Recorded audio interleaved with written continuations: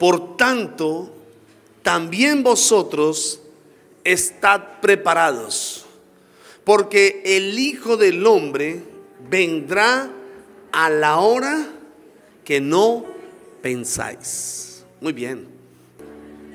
Sé que muchos de nosotros hemos estado un poco como pendientes de las noticias y más de lo que está sucediendo en el Medio Oriente, ¿no? Todo lo que está ocurriendo en ese lugar es muy importante para la iglesia, muy, muy importante. Yo he estado atento a las noticias, todo lo que está pasando con Israel. Estos días he estado más que nunca, he estado pendiente sobre esas noticias porque me interesa. Ya le voy a enseñar por qué. Pero asimismo han salido diferentes pastores, profetas, he escuchado líderes mesiánicos, he escuchado rabinos, he escuchado diferentes predicadores que ahorita han sacado temas pues acerca de lo que está ocurriendo en Israel. Y pues aunque nos han traído una bendición contándonos un poco de la historia y todo lo que está sucediendo y por qué sucede todo esto, pues es una bendición. Pero quiero centrarme en nosotros como iglesia. En nosotros como iglesia. Quiero que nos centremos en eso, que es más importante. Porque Israel, dicen los teólogos que es el reloj de Dios. Y todas las miradas del mundo entero tienen que ser puestas en él. Y más la iglesia. La iglesia debe estar muy alerta, muy pendiente. ¿Qué es lo que sucede con Israel? Y hoy sé que el tema va a estar súper interesante. Y la prédica de hoy se titula La recta final. Esta frase hace alusión a un periodo o un tramo final de una cosa. Quiere decir que estamos más cerca que nunca de la venida del Señor. Estamos muy cerca de la venida del Señor. Yo recuerdo que cuando estaba muy niño, mi mamá me decía: hijo, la venida del Señor está cerca. Yo estaba muy niño. Y ahora, por supuesto, está más cerca que nunca. Y le voy a enseñar por qué. La Biblia dice en Hechos capítulo 1, versículo 10 y 11: ellos se quedaron mirando fijamente al cielo mientras él se alejaba. De repente se les acercaron dos hombres vestidos de blanco que les dijeron a los discípulos que estaban ahí, les dijo: Galileos, ¿qué hacen aquí mirando al cielo? Este mismo Jesús que ha sido llevado de entre ustedes al cielo vendrá otra vez de la misma manera que lo habéis visto. O sea, todos los discípulos estaban así mirando cuando Jesús subió a los cielos. Y todos se quedaron atónitos, así. Y de pronto dice que aparecieron dos ángeles y le dice: ese mismo Jesús que ustedes ven subir, un día volverá. Volverá. Dice: de la misma forma que lo han visto subir, un día volverá. Y en Apocalipsis capítulo 22 versículo 20 dice así: el que da testimonio de estas cosas dice: sí, vengo pronto. Amén. Ven, Señor Jesús. O sea que él dijo hace más de 2000 años, el mismo Jesús dijo hace más de 2000 años que vendría pronto. Y nuevamente en Apocalipsis 1:8 dice: yo soy el alfa y la omega, dice el Señor Dios, el que es, el que era y el que ha de venir. Y una vez más, Pedro dice en su primera carta, capítulo 4, versículo 7, dice: ya se acerca el fin de todas las cosas. Así que orad bien y manténganse sobrios y con la mente despejada. Diga conmigo: el Señor, dígalo fuerte, el Señor Jesucristo viene pronto. Dígale que está a su lado: Cristo viene pronto. Ahora, yo estoy seguro que hay muchas personas que dirán, bueno, ¿y qué me asegura que Cristo viene pronto? Alguien un día me decía eso, bueno, pastor, ¿y usted por qué dice que Cristo viene pronto? Quiero que vaya a Mateo capítulo 24, versículo 3. Mateo capítulo 24, versículo 3. Diga conmigo, las señales. Diga fuerte, las señales. Dice así: y estando él sentado en el monte de los olivos, los discípulos se le acercaron aparte, diciendo: dinos, ¿cuándo serán estas cosas? ¿Y qué señal habrá de tu venida y del fin del siglo? Entonces los discípulos estaban preocupados y le preguntan al Señor: Señor, dinos, ¿cuándo? Dinos cuáles son las señales. Y entonces el Señor Jesucristo precisamente dejó señales para que usted y yo estemos alerta, atentos, pendientes, porque las señales son las que muestran la venida de Jesucristo. No es una muletilla de Cristo viene pronto, y para que la gente como que se llene de temor y de terror, ¿no? Porque recuerdo que antiguamente era así, ¿no? Antiguamente se predicaba y decía: hermana, Cristo viene pronto, arrepiéntete y si no te vas para el infierno. Pero no se trata de eso, sino se trata de lo que dice las Escrituras. Y las Escrituras nos muestran señales. Digo una vez más, señales. Señales que nos hablan de la inminente venida de nuestro Señor Jesucristo y Salvador. Pero ¿qué es una señal? Una señal es un signo o una información necesaria a los que transitan por un camino o una carretera. ¿Cuántos han visto las señales de tránsito? Sí, esas señales nos informan tal vez de un peligro. Siempre que voy viajando estoy alerta a las señales, porque por ejemplo hay señales que nos dicen curva peligrosa, tenga cuidado, disminuya la velocidad, y uno hace eso. Esa es una información, las señales nos informan. Pues Jesús dejó señales para estar informándole a la iglesia que Él viene pronto.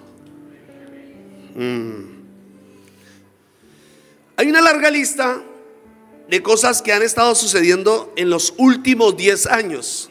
Por ejemplo, en el 2012 hubo una inundación en Filipinas, un tifón que hubo en el 2013, terremotos en Nepal en el 2015, sequías en Somalia en el 2017, huracán en el 2017, tormentas de nieve en Chicago en 2019, ciclón en el 2019, incendios forestales en Australia en el 2020 y 2021.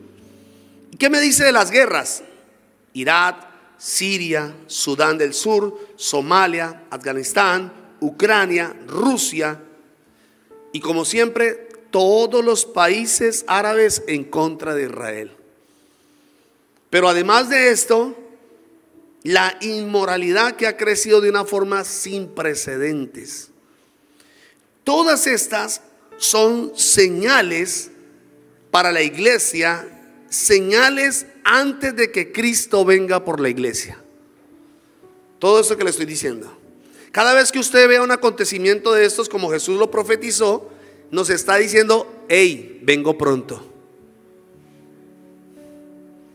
Hace poco aquí en Restrepo, creo que en Villavicencio también lograron escuchar esa lluvia tan diferente.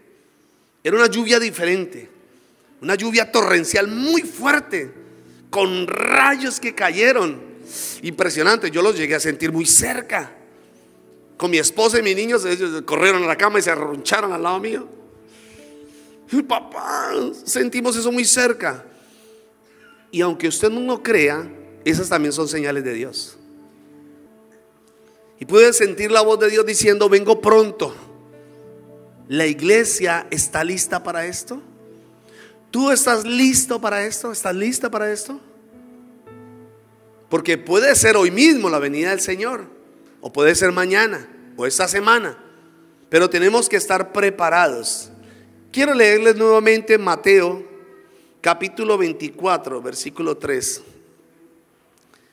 Y estando él sentado en el monte de los olivos, los discípulos se le acercaron aparte diciendo: dinos, ¿cuándo serán estas cosas? ¿Y qué señal habrá de tu venida y del fin del siglo?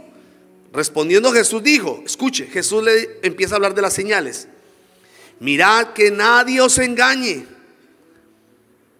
porque vendrán muchos en mi nombre diciendo: yo soy el Cristo, y muchos serán engañados. Creo que eso también lo hemos visto, ¿no? En el mundo entero han salido personas que dicen: apareció Jesús, reencarnó Jesús. Y la gente corre detrás de todas estas cosas. Pero dice la Biblia que serán ¿qué? Engañados. En el mundo entero salen personas diciendo que son Cristo, que Cristo reencarnó en ellos. Y hay confusión. Y también habla de falsos profetas.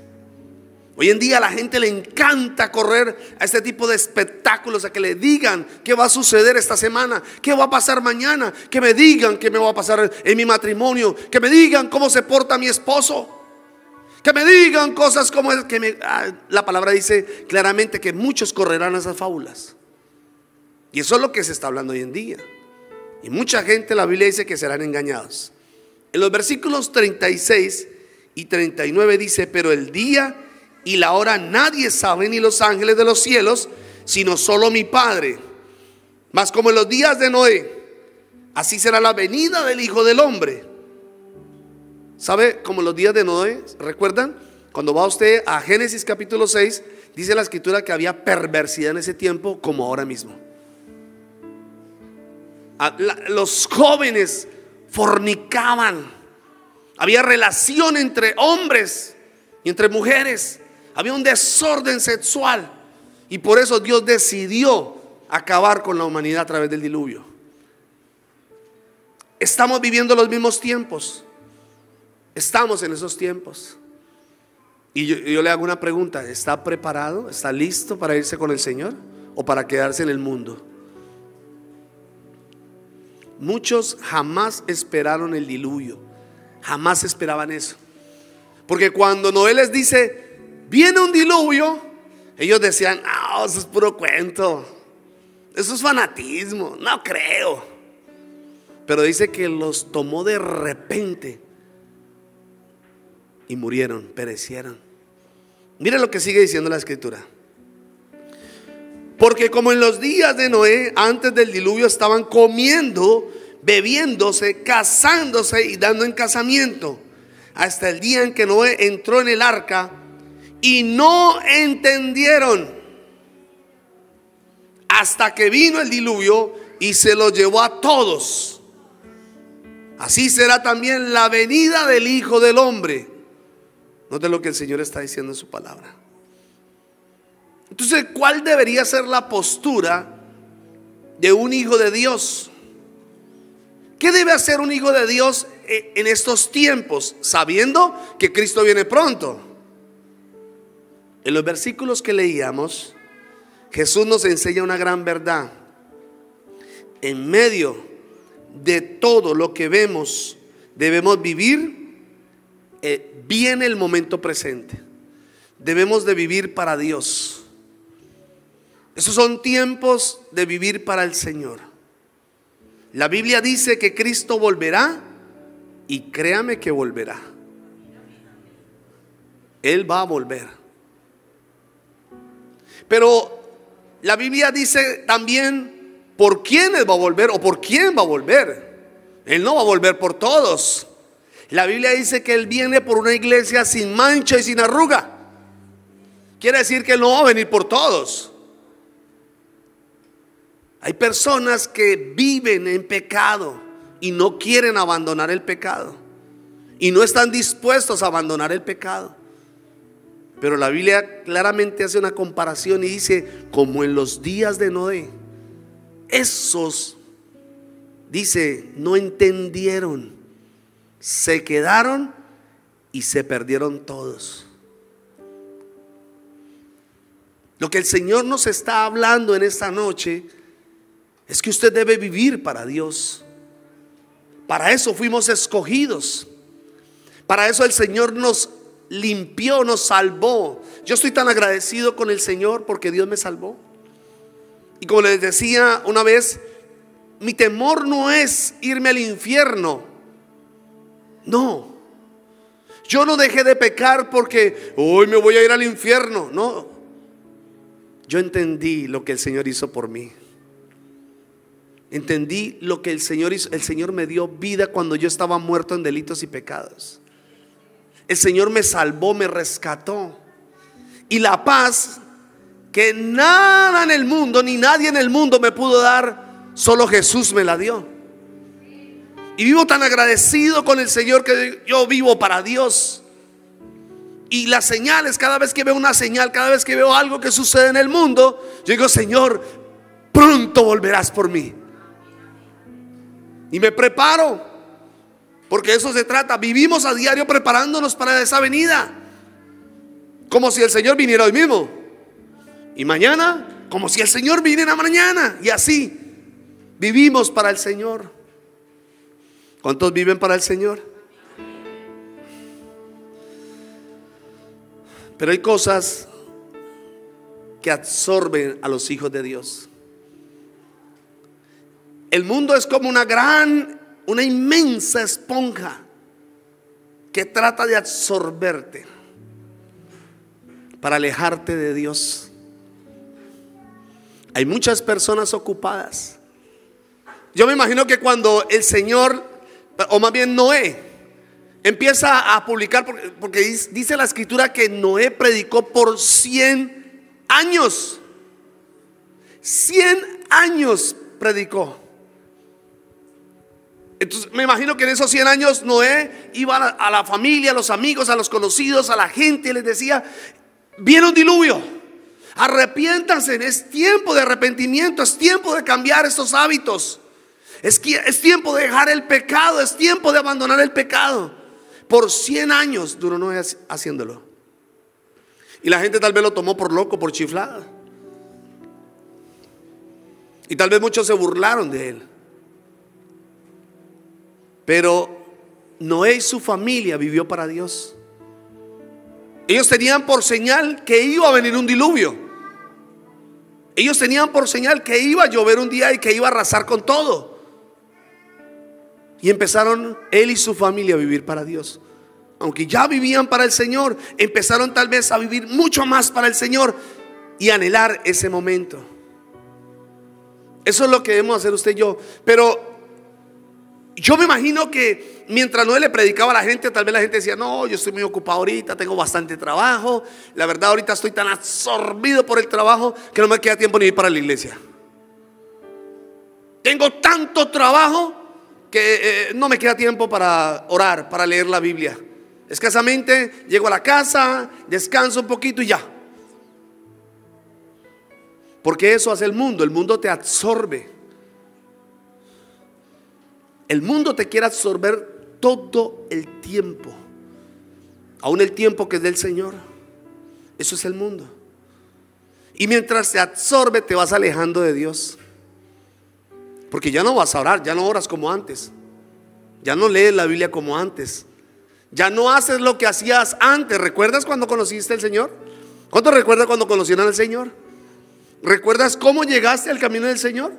Algunos llegaron endeudados, algunos llegaron sin trabajo, algunos llegaron enfermos, algunos llegaron sin esposo, sin esposa, algunos llegaron necesitados. Todos llegamos por algo al camino del Señor. Llegamos porque algo nos hacía falta.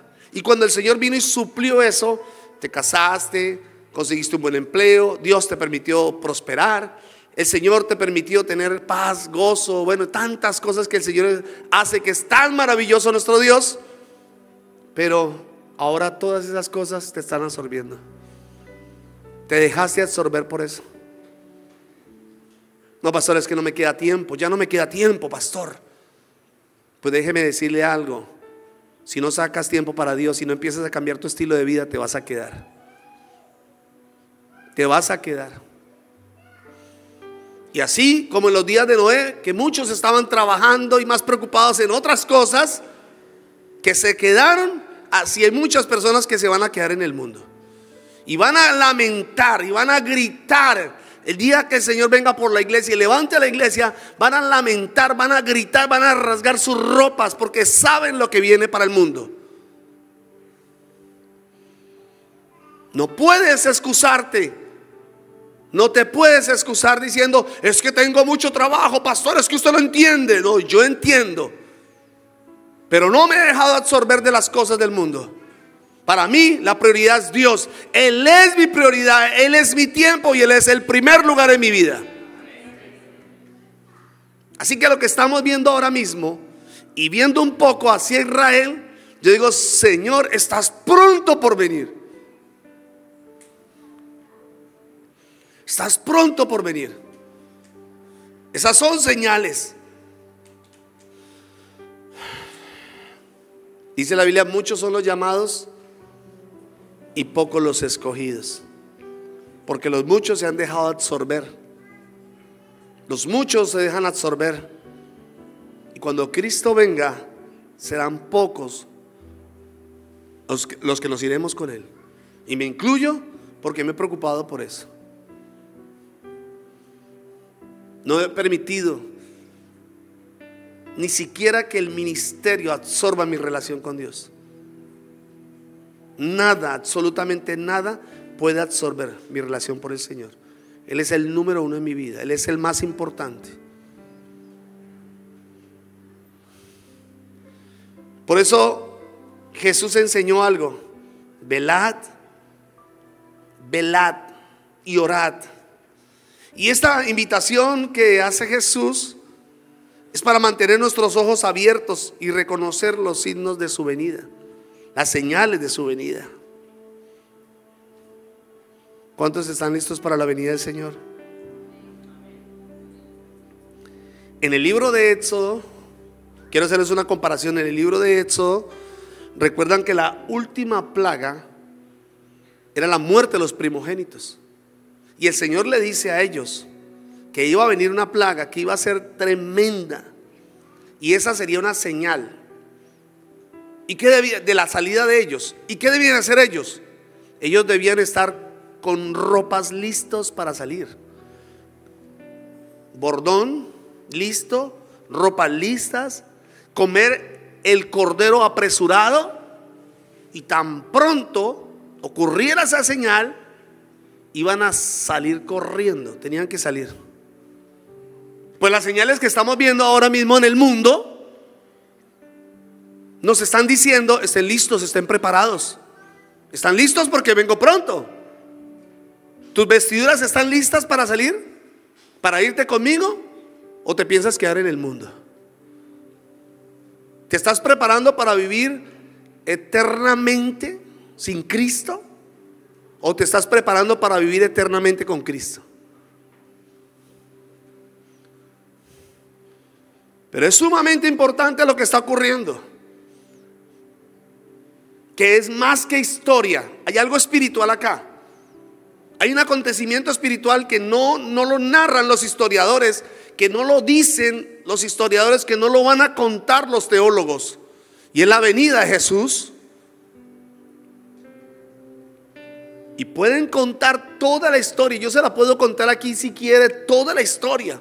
Pero esa no es mi preocupación como pastor. Mi preocupación es que usted y yo estemos listos para cuando el Señor venga, nos vayamos con Él.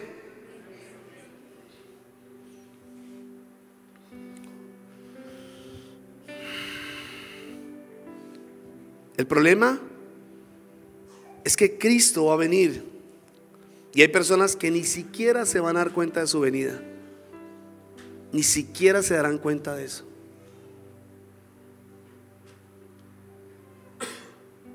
Todo lo que estamos viendo en el mundo, y más en Israel, es una señal que Cristo está cerca, cerca, cerca. Y el Señor vendrá por una iglesia vigilante, una iglesia que viva para Él, una iglesia que se guarde para Él. El Señor no va a venir por ninguna religión.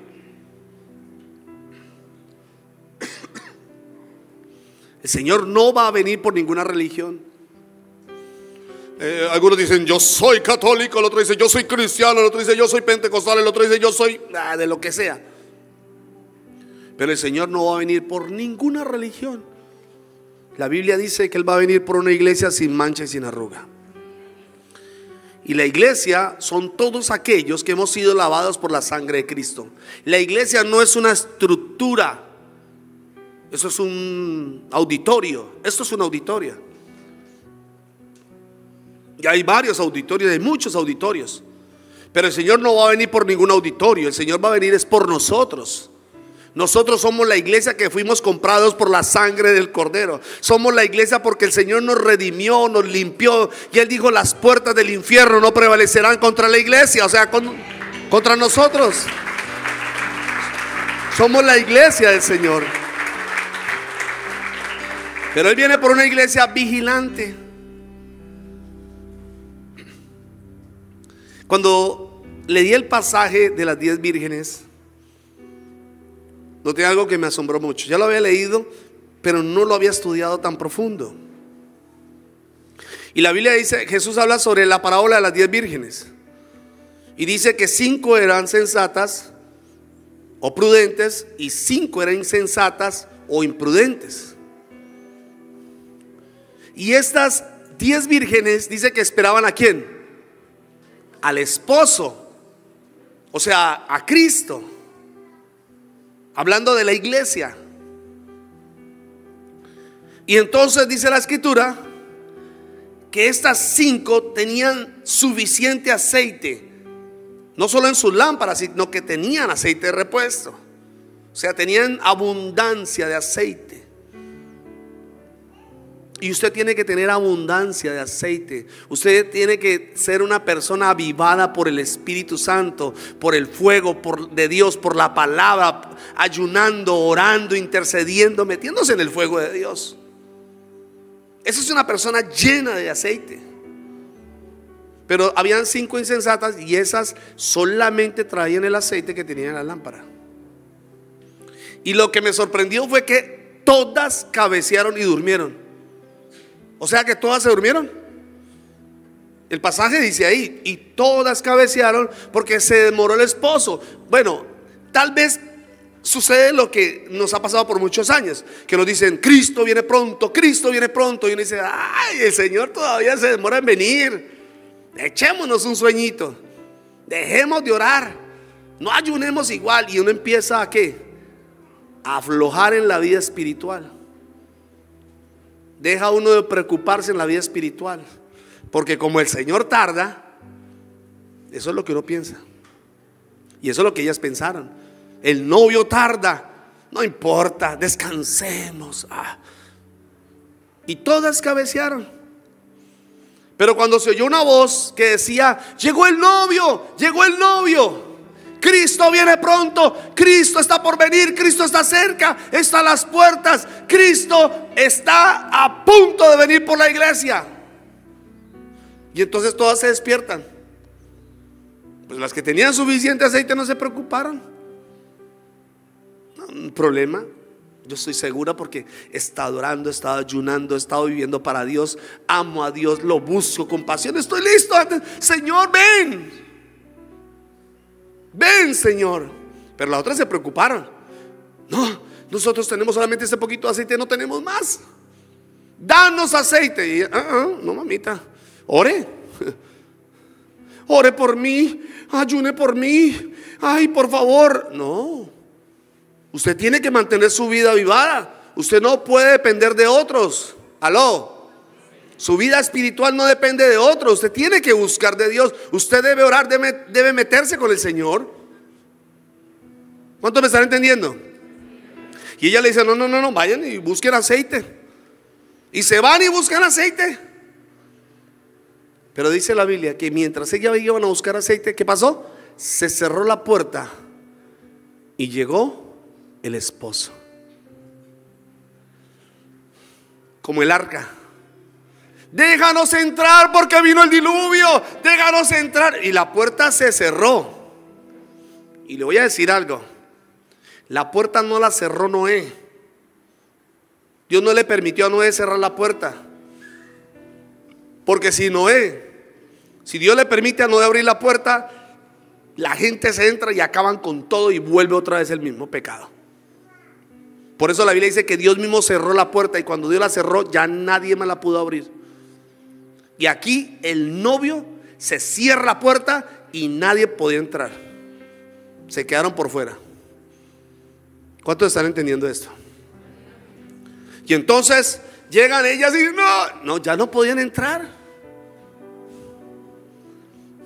Voy a contarles algo que el Señor puso en mi corazón. Tú puedes consagrarte el lunes, el martes, el miércoles, el jueves, el viernes, y el sábado te puedes descarriar. Pero ese día puede ser el día que te quedes por fuera. El día que menos piensas. Entonces, yo voy a la iglesia el lunes, el martes, el miércoles voy a clases y busco al Señor, y voy a la iglesia el jueves y voy a la iglesia esto, pero el sábado sí me he hecho una canita al aire. Pero ese día que decides pecar porque quieres, ese día tal vez viene el Señor y te quedas por fuera. Porque tienes que vivir todos los días para Dios. Todos los días. No un día, no 2 días. Tienes que vivir todos los días para el Señor. De eso se trata. No se trata de una religión. No somos religiosos. No se trata de un día, si soy cristiano y voy a la iglesia, pero la siguiente semana no, me descarrío y estoy perdido. Y después tengo que volver a la iglesia porque me siento acusado por el pecado. No se trata de eso. Eso es una vida religiosa. ¿Escuchaste el mensaje de hoy? Uy, el Señor está a la recta final, está pronto por venir. Tengo que ir a la iglesia, voy a la iglesia porque, ay Dios mío, de pronto viene mañana. Porque todo lo que está ocurriendo allá me alertó, me asustó, me preocupó. Y de pronto mañana ya hay paz momentánea. Por un momento. Me estaba preocupando demasiado. Y te relajas como las vírgenes. El Señor tarda. Te quedas por fuera. ¿Sabe? Me conmovió mucho noticias, como por ejemplo de personas que llegaron a esta famosa fiesta que estaban celebrando los israelitas allá, y estaban personas de otros países, de otras naciones celebrando ahí, de pachanga. ¿Qué iban a pensar ellos que ellos iban a morir ahí? Había una joven especial, muy joven, muy joven. ¿Usted cree que ella por un momento llegó a pensar que ese día era el día de su muerte? Porque tú puedes estar toda la semana buscando de Dios y metiéndote con Dios, pero la siguiente semana te metes en una discoteca donde Dios no está, no invente. Te vas a tomar con tus amigos donde sabes que Dios no está. Y ese momento, y en ese momento, y en ese lugar puede ser tu final, porque no sabes. Yo conocí un testimonio que me impactó mucho de una joven que se creía que iba a vivir muchos años. Yo soy joven todavía, vivo muchos años. Y le insistió, y era cristiana, era conocedora de la palabra de Dios. Y le dijo a su mamá: mamá, déjame ir a una fiesta. Y la mamá: no, hija, no te puedo permitir esos lugares. Tú sabes, eres conocedora de la palabra de Dios. Déjame, mamá, yo soy joven, tengo mucha vida por delante. Fue tanta la insistencia de la joven que la mamá dijo: bueno, está bien, vaya. Pero esa noche, en el lugar donde estaba ella, entró una bala perdida y preciso tomó la vida de esa joven. Cayó muerta. Tú no sabes. Cuando sales al mundo, tú estás expuesto a que el diablo te acabe. El diablo quiere tu alma, el diablo te quiere acabar. Tú no te imaginas la relación que tienes con ese impío, con ese joven, que puede transmitirte una enfermedad terminal, algo que te puede transmitir, que te puede llevar a la muerte. Estás jugando con la salvación de Dios. Estás jugando con tu salvación. Y no sabes si ese es el momento donde Dios dice: lo lamento, yo no puedo poner mis manos sobre ti, Porque deje ese cuentico que Dios se va a meter en una discoteca a protegerte. Deje ese cuentico que Dios está aprobando esa fornicación. Deje ese cuentico que Dios no aprueba el pecado. Si viene Dios, te quedas y te condenas y te vas para el infierno. Porque esa sí es la realidad.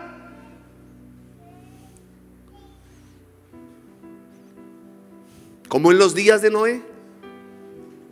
Así pasó. Fornicaban, adulteraban, hacían orgías, se acostaban hombres con hombres, mujeres con mujeres. Perversión. Viene Noé, les predica, no creen el mensaje y se quedaron, se condenaron, se murieron. Ellos y sus generaciones.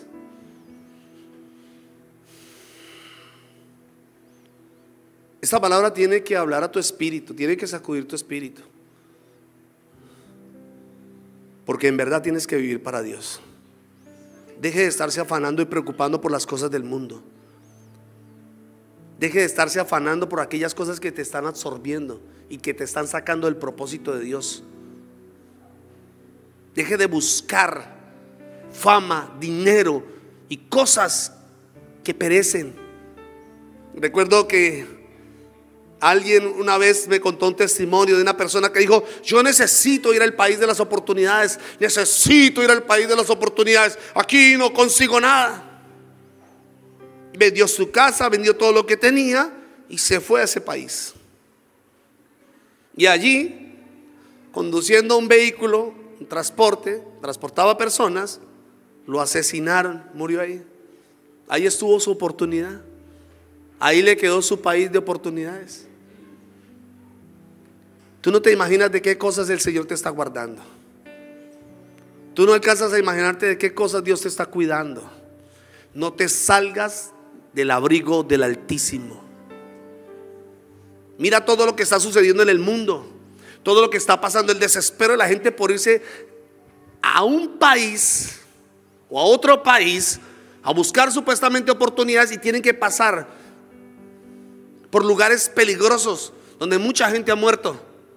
A mí me han llamado, un día me llamó alguien del otro lado y me dice: pastor, por favor, ore por mí, que estoy enfermo, estoy que me muero y aquí nadie me atiende. ¿Quién lo mandó?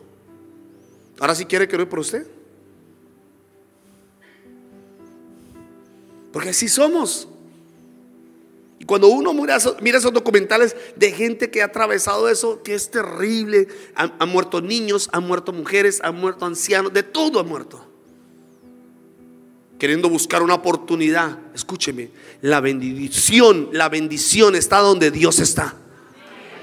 Y si Dios está en tu corazón y Dios está en tu familia, ahí Dios derramará bendición hasta sobreabundar. Deje de estar buscando lo que todo el mundo quiere buscar. Deje el afán, el desespero. Mire las señales que están ocurriendo. Mire todo lo que está pasando. No se compare con nadie. No diga: pero es que a Pepito le fue bien. Sí, pero eso no quiere decir que a usted le puede ir bien. Porque tal vez no es el plan de Dios para usted. Y no siempre es así. Las cosas a veces se maquillan demasiado. Pero el error de las vírgenes insensatas era que no estaban preparadas. Hubo un descuido. Y tú no puedes descuidar tu vida espiritual. Yo no puedo decir: toda la semana viví como pastor, pero un día me descarrié, solo un día. Un día como para probar a ver qué. No, yo no puedo descuidar mi vida espiritual. No puedo abrirle puertas al enemigo.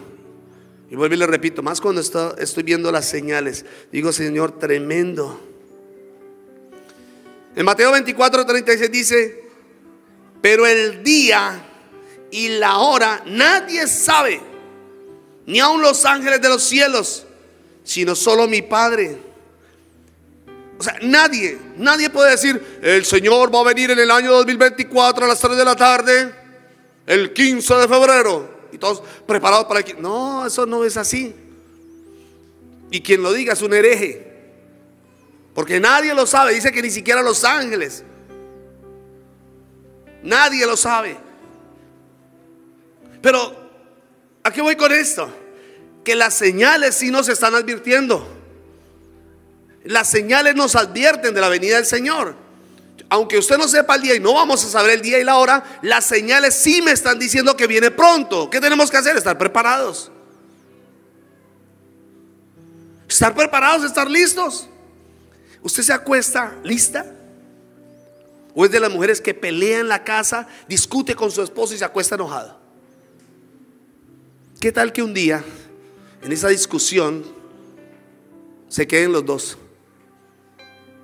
¿Qué tal que eso suceda? ¿Qué tal que en medio de esa discusión usted hable fuerte a su esposa, ofenda a su esposa y se acueste, esté creyendo con orgullo? Al otro día, hermano, nos fuimos y usted se quedó. Cuando escuche por las noticias, algo sucedió, fueron levantadas miles y miles de personas, no aparecen en el mundo. ¿Qué va a hacer? ¿Correr a esconderse? ¿No sabe lo que viene para el mundo? Los juicios que vienen para el mundo son terribles, terribles, tan terribles que dice que la gente buscará la muerte, la gente va a intentar suicidarse, pero la muerte huirá de ellos.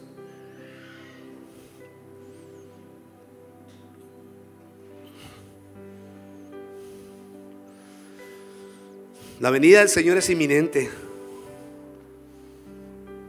Quiero terminar con esto que tiene que ver un poco con lo que está pasando.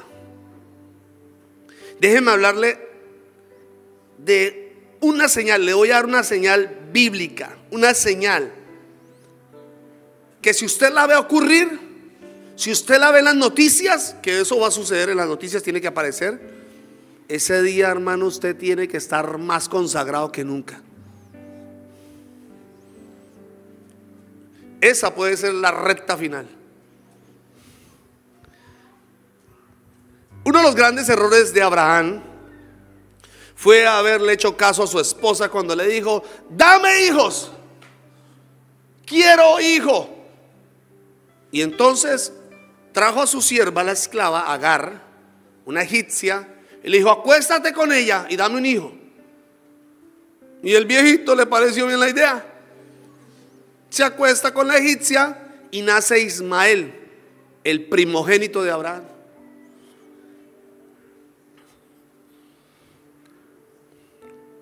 Y entonces Agar, creyéndose ahora la jefa, la que mandaba, entonces Sara se siente ofendida y habla con Abraham y le dice: no puede vivir con nosotros, no puede heredar un bastardo.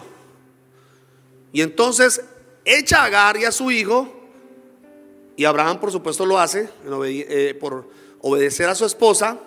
Claro, después de que lo hace cometer semejante locura, ahora pide que la eche de donde estaban. Y así fue. Y Dios le da una palabra a Ismael, y era que él también sería una nación poderosa. De Ismael vienen todos los árabes. De Ismael vienen todos los enemigos de Israel. El hermano mayor de Isaac es el enemigo que ha atacado por años a Israel. Y es donde están los hombres más crueles, más asesinos, más terribles. ¿Usted escuchó hace poco? Tomaron a los bebés y los decapitaron. Hombres y mujeres decapitados. Violaban a las mujeres. Quiero hacer un paréntesis acá. Estaba leyendo el libro del profeta Jeremías y habla de lo que le iba a pasar a Israel en ese tiempo, en el tiempo del profeta Jeremías. Y también profetizó que Nabucodonosor vendría y sus hombres violarían a las mujeres, matarían a sus hijos y a los jóvenes. Y es tremendo, Señor, cómo las escrituras nos hablan tan claro. Pero todo era por la desobediencia de Israel. Ahora, volviendo al tema, es que cuando, o más bien todas esas naciones que han venido haciéndole guerra a Israel, son los famosos musulmanes. Pero la señal que le quiero enseñar es esta.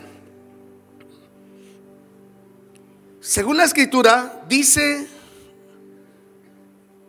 en segunda de Tesalonicenses, dice así, capítulo 2, versículo 1, dice así: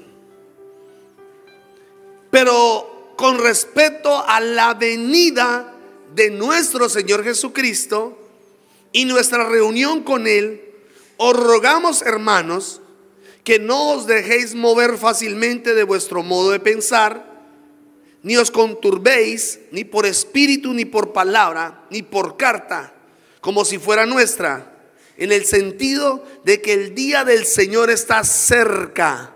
Digan amén. Nadie os engañe en ninguna manera. Porque pueden decirle a usted: no invente, el pastor es más fanático. Vámonos más bien allí a la otra iglesia, que la iglesia no hablan de eso. Eso, vámonos para otro lugar donde no hablen tan duro. El diablo arrastrándoselo, hermano. Pero mire lo que dice la escritura: nadie os engañe en ninguna manera, porque no vendrá sin que antes venga la apostasía. Y eso ya está pasando. Esa es otra señal. La apostasía, hermano, donde hay cristianos que viven como impíos, niegan la verdad. Usted ve gente que dice: ese pastor, ese líder, ese hermano, ese servidor ahora vive peor que antes. Eso se llama apostasía. Iglesias mundanas, una cosa terrible. Eso se llama apostasía. Pero dice la Biblia que vendrá la apostasía primero. Ahora, escuche esto. Escuche bien, escuche bien. Aquí viene la señal. Y se manifiesta el hombre de pecado, el hijo de perdición. Aquí habla del anticristo, el cual se opone y se levanta contra todo lo que se llama Dios y es objeto de culto, tanto que se sienta en el templo de Dios como Dios, haciéndose pasar por Dios. Ahí está la última señal después de la apostasía. Ya la estamos viendo. Ya la apostasía está, pero no es la última señal. Entonces, ¿cuál es la última señal? La última señal es el templo. Y usted: pastor, ¿dónde está el templo? Ahorita no hay templo en ningún lado. ¿Dónde hay templo? Si el templo fue destruido hace 70 años después de Cristo. Cristo profetizó, él dijo: no quedará piedra sobre piedra. Y efectivamente 70 años después vino Tito el emperador y destruyó todo el templo, acabó con todo, destruyó todo. Y no hay templo. No hay templo. Entonces, ¿dónde está el templo? Si dice que el anticristo se va a querer sentar en el templo, usted va a mirar Israel y no hay ningún templo. ¿De qué templo está hablando? ¿Qué es lo que está diciendo la palabra? Resulta que años después vino un califa y en las ruinas del templo levantó una mezquita. Y esa mezquita que usted ahora sí ve allí en el Medio Oriente se llama la Mezquita de la Roca.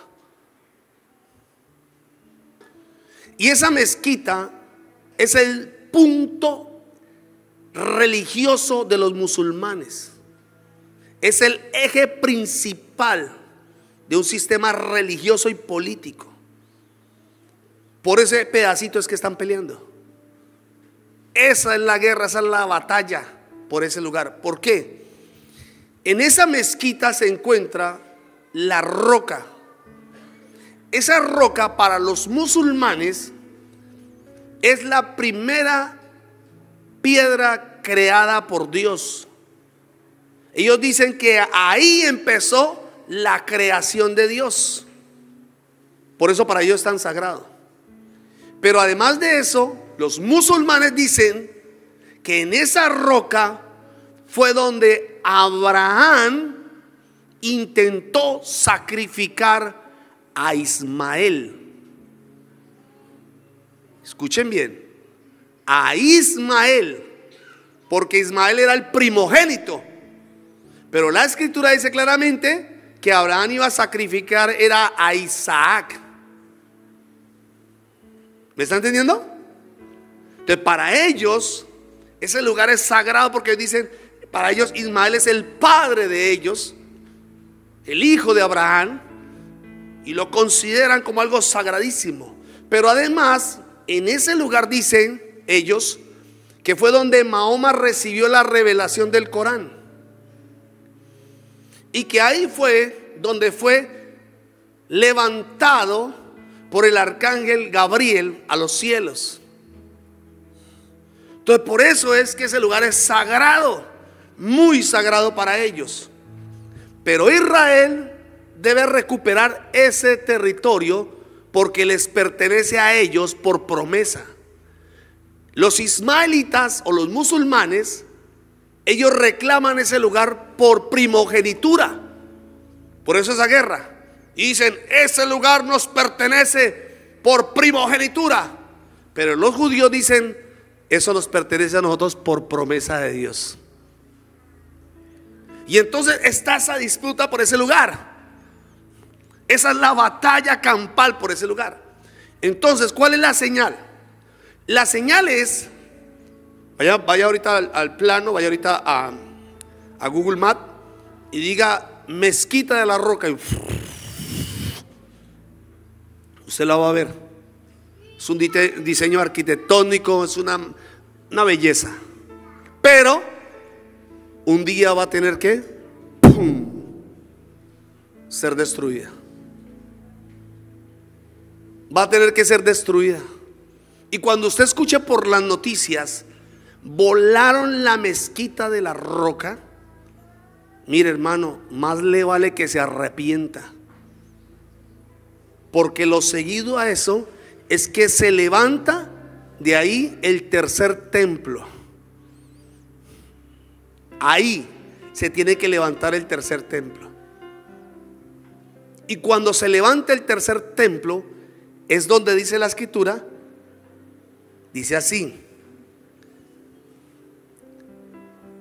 wow, nadie os engañe en ninguna manera, porque no vendrá sin que antes venga la apostasía y se manifieste el hombre de pecado, o sea, el anticristo, el hijo de perdición, el cual se opone y se levanta contra todo lo que se llama Dios y es objeto de culto, tanto que se sienta en el templo de Dios. Entonces, como en estos momentos los judíos no tienen templo, porque recordarán que para ellos tener el templo es tener a Dios. Y como no tienen templo, ellos están en el muro de los lamentos allí, orando, llorando, orando y llorando todo lo que sucedió, todo lo que ha sucedido años atrás, y la destrucción del templo, porque siempre han llorado la destrucción del templo, siempre, siempre, siempre. Y se lo enseñan de generación en generación. Y la gente que va a lamentar todo lo que vive Israel y la destrucción del templo. Pero cuando se levanta el templo, que ya dicen que está listo para levantarse, listo. Judíos han invertido millones para que el templo que se va a levantar dure solamente 3 meses. 3 meses. La construcción de él va a ser así. Algunos judíos están consiguiendo las mejores becerras para presentar sacrificio. Han construido todos los elementos, la menorá, la fuente de bronce, tienen todo listo. La demora es cuando vuelen la mezquita, levantan el tercer templo para presentar adoración a Dios. Pero la Biblia dice que el anticristo va a querer sentarse en el templo. ¿Por qué? Dice la escritura así. En Isaías 14:13 dice: tú que decías en tu corazón, subiré al cielo, en lo alto, junto a las estrellas de Dios, levantaré mi trono y en el monte del testimonio me sentaré. El deseo, ¿sabe por qué Satanás fue desterrado a los cielos? No fue solamente por orgulloso, fue porque quiso sentarse en el trono de Dios. Satanás quería el trono de Dios. Él quería sentarse en el trono de Dios y por eso fue desterrado. Pero el anticristo, escuche, que es la encarnación del mal, que es malo, maligno y perverso, cuando construyen el templo, va a cumplir el sueño de sentarse en el templo.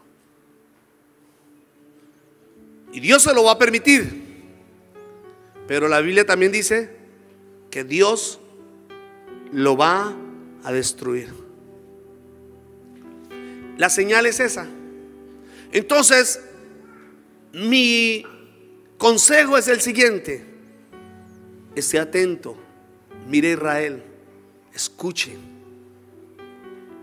Porque si esto que ocurrió, si esto que pasó, que créanme que los israelitas no se van a quedar quietos. Ellos no se van a quedar quietos, porque ellos se van a tomar venganza de todas las muertes que hicieron, de las masacres que hicieron, y se va a formar una guerra. Y esta guerra nos puede afectar a todos, pero esta guerra también nos va a alertar a todos. Y posiblemente se unan todos los enemigos de Israel, otras naciones que siempre le han hecho la guerra a Israel, que se han unido y que han financiado el ataque a Israel. Y me sorprendió que el presidente de Colombia hablara mal en contra de Israel, apoyando a ese grupo. Yo dije, tal cual, zapatero a tu zapato, no se puede esperar nada más. Así que aquellos que votaron por él, santo, no sabe lo que se echaron encima. Porque maldecir a Israel y atacar a Israel es atacar a Dios mismo. Y ese presidente se metió con Israel, ahora lleva. Porque la última vez que alguien se metió con Israel, que fue al Chávez, murió trágicamente. Si este abre la boca para maldecir a Israel, juicio vendrá sobre él. Y si usted votó por él, arrepiéntase, porque tiene el mismo demonio de rebelión. ¿Está escuchando a alguien? Pero mi consejo es este: cuando usted escuche noticia de última hora, noticia de última hora, y sale por todos los canales, porque va a ser así, va a salir por todos los canales de televisión: volaron la mezquita de la Roca, Israel tomó posesión de su territorio. Ese día, caiga de rodillas y arrepiéntase de corazón, porque recuerden que lo próximo es levantar el templo. Pero antes de que se levante el templo, va a ocurrir algo que dice la Escritura, y es que Cristo vendrá por su iglesia.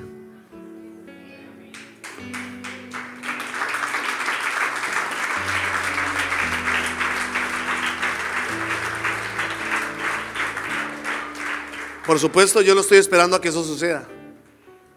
He aprendido a vivir para Dios todos los días, pero necesito alertar a la iglesia, a las personas.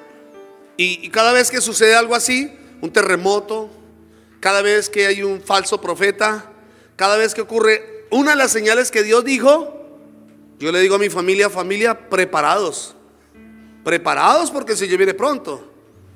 Alertados, dice el Señor, vivamos como las vírgenes prudentes, con aceite suficiente, listos para cuando venga el esposo nos vamos con él.